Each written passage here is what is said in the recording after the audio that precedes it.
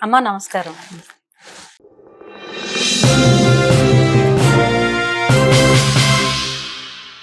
ఇప్పుడు మనకి భోగి, సంక్రాంతి, కనుమ 3 రోజుల పెద్ద పండుగ అంటూ ఉంటారు.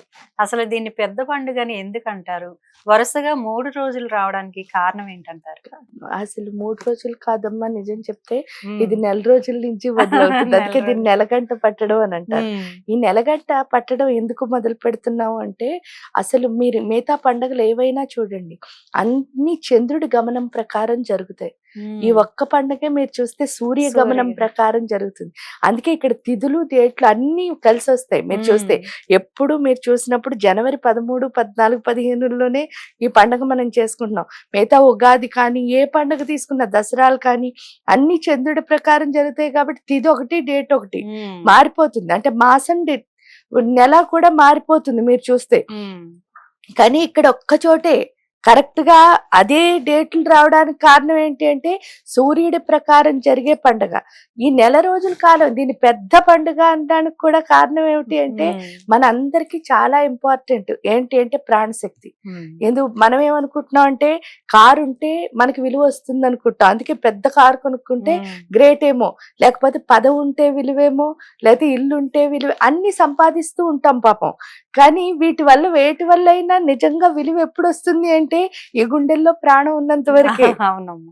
ప్రాణం లేనప్పుడు మీ దగ్గర ఎన్ని ఉంటే మాత్రం దాని అవసరం లేదు కదా. ఈ కుర్చీని మీరు ఎంజాయ్ చేయలేరు, ఈ మాటను మీరు దేన్ని ఎంజాయ్ చేయలేరు. అంటే దేవుడిచ్చిన అతి విలువైన వస్తువు ఏదైనా మనతో ఉంది అంటే అది ప్రాణమే. ఆ ప్రాణం ఎవరి ద్వారా వస్తుంది అంటే సూర్యుడి ద్వారా వస్తుంది.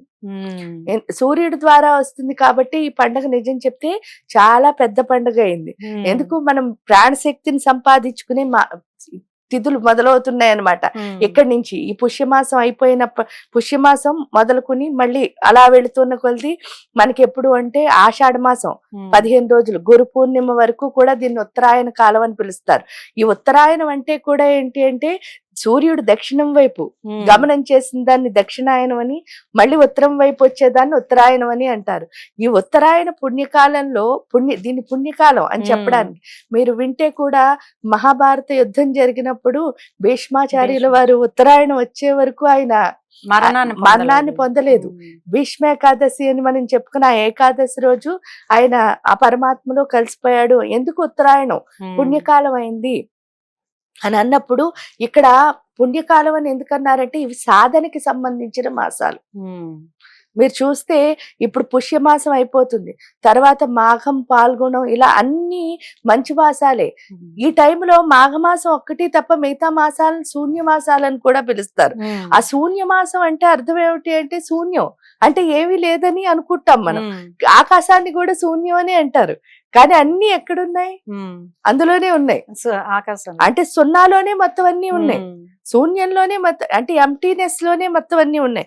ఆ ఎంటీనెస్ లో మొత్తం అన్ని ఉన్నాయని చెప్పడానికే మనకు ఒక ఎగ్జాంపుల్ కూడా ఉంది. ఏంటంటే రుక్మిణీదేవి ఒకసారి వేణువు కృష్ణుడి దగ్గర ఉంటుందిట, మురళి.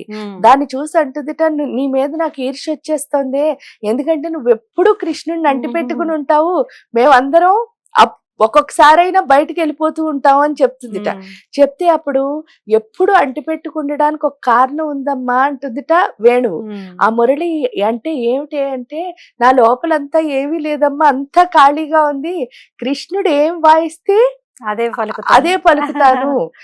అంటే పరమాత్మతో అంటే మనం అంత ఎంటీగా ఉండాలి. అందుకనే వీటిని శూన్యమాసాలు.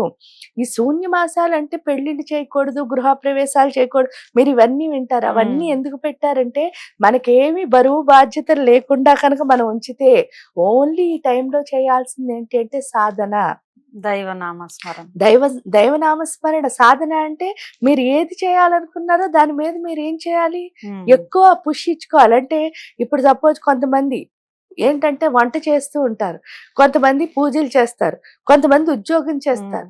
మనం ఈ భూమి మీదకి ఎందుకు వచ్చామో ఆ పనికి సంబంధించినవి మనం ఎక్కువ నేర్చుకునే కాలాలే ఇవి.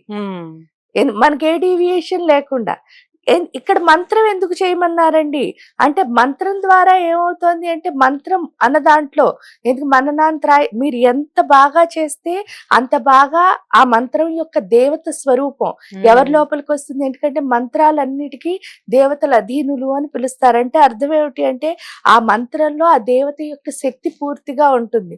మనం ఎంత బాగా చేస్తే మన లోపలికి ఏ శక్తి వస్తుంది అంటే దైవశక్తి. ఎప్పుడైతే దైవశక్తి వచ్చిందో మనలో ఉన్న రాక్షసులు అందరూ బయటకు వచ్చేస్తారు. మనలో రాక్షసులు ఎవరున్నారండి అంటారు. మన బద్ధకం ఒక రాక్షసుడు, ఈర్ష్య ఒక రాక్షసుడు, పక్క వాళ్ళతో పోల్చుకోవడం ఒక రాక్షసుడు, భయం ఒక రాక్షసుడు, ఇలా చెప్పుకుంటూ పోతే ద్వేషం ఏవైతే ఉన్నాయో అన్ని కామక్రోధ లోభ మోహమద మాత్సర్యాలన్నీ రాక్షసులే. ఎప్పుడైతే దైవశక్తి లోపలికి వస్తుందో రాక్షస శక్తులన్నీ బయటికి పోతాయి. డౌట్ అనుమానం ఒక రాక్షసులు. ఇలా ఇవన్నీ ఎప్పుడైతే బయటికి పోయాయో మనం ఒక మూర్తిభవించిన రూపం కింద మారుతాం. దాన్ని ఏమన్నారు అంటే మంత్రాణం మాతృకాం దేవి అంటే ఆ మంత్రం చేస్తే ఏమొస్తుందండి అంటే చాలా మంది ఇవి రౌద్ర మంత్రాలు ఇవి చెయ్యొచ్చు అవి ఇవేవి కాదు. అసలు ఒక మంత్రం కనుక మనం చేస్తే అది స్త్రీ మంత్రం పురుష మంత్రం ఏదైనా కానివ్వండి, రౌద్రం శాంతం ఏదైనా కానివ్వండి, మంత్రం చేస్తే దేవత యొక్క శక్తి తల్లి రూపంలో వస్తుంది అని దేవి అధర్వణ శీర్షంలో చెప్పారు. అంటే మీరు మంత్రం చదివితే ఆ తల్లి తత్వం ఎప్పుడైతే వచ్చిందో మన అమ్మకున్న తత్వం ఒకే ఒక్కటి, అదేంటి అంటే ప్రేమించడం.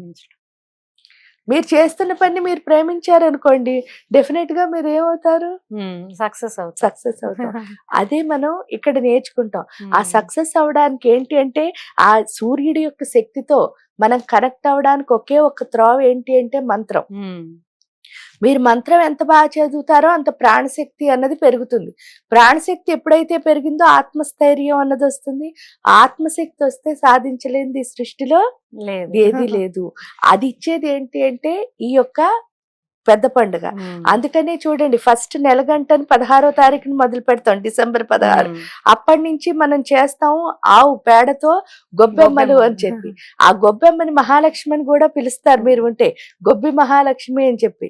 ప్రతిరోజు తెల్లవారే లేచి ఆడపిల్లల చేత ఆ గొబ్బెమ్మలకి పూజ చేయిస్తారు. ఇక్కడ ఆడవాళ్ళకి ఎందుకండి నోములు వ్రతాలు పెట్టారు అని అంటే ఈ అమ్మాయి ఏంటి అంటే మళ్ళీ అమ్మ అవుతుంది. అమ్మ అవడం వల్ల ఏమవుతుంది అని అంటే ఎప్పుడైతే ఈ తల్లి కింద మారుతుందో ఆ తల్లి మళ్ళీ ఇంకో ఇంటిని కూడా రక్షిస్తుంది. అందుకని అమ్మాయిలకే వ్రతాలు పెట్టడానికి కారణం స్త్రీ ఎప్పుడు పంచే శక్తి కాబట్టి, ఆ తల్లితనం ఆవిడలో ఉంది కాబట్టి వేరే ఇంట్లో కూడా ఆ శక్తిని పంచుతుంది అని. ఈ గొబ్బెమ్మలకి పూజ చేస్తే ఏమవుతుంది అంటే ఆ లక్ష్మి కింద ఎప్పుడైతే పూజ చేసామో మన గుండెల్లో, ఎందుకంటే లక్ష్మీదేవి విష్ణుమూర్తి ఎక్కడున్నారు అంటే గుండెలో ఉన్నారు కదా, ఆ గుండెలో ఉన్న లక్ష్మీదేవి విష్ణుమూర్తి ఫస్ట్ మనకి ఎమోషన్ బ్యాలెన్స్ అన్నది ఇస్తారు.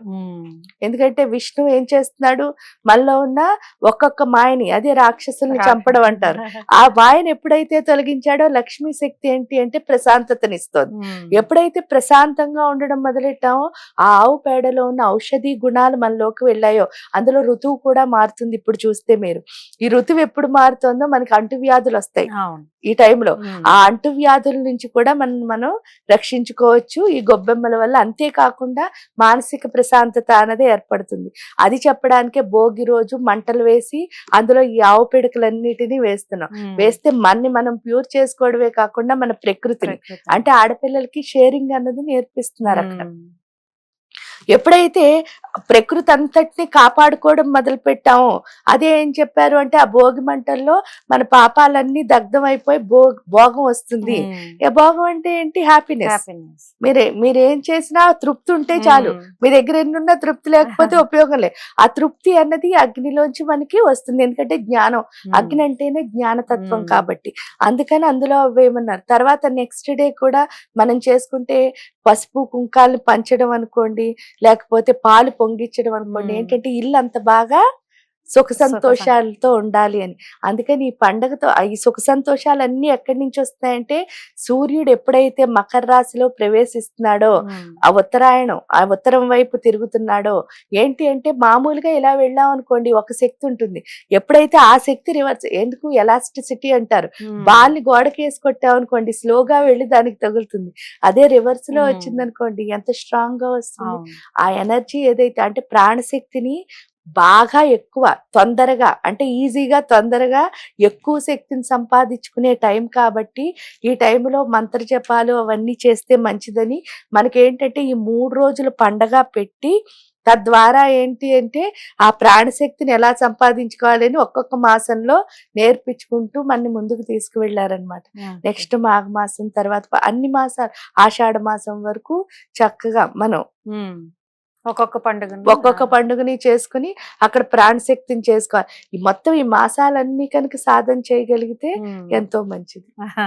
చక్కగా చెప్పారమ్మా. భోగి, సంక్రాంతి, కనుమ ఈ 3 రోజులు విశిష్టత చాలా బాగా చెప్పారు. నమస్కారం.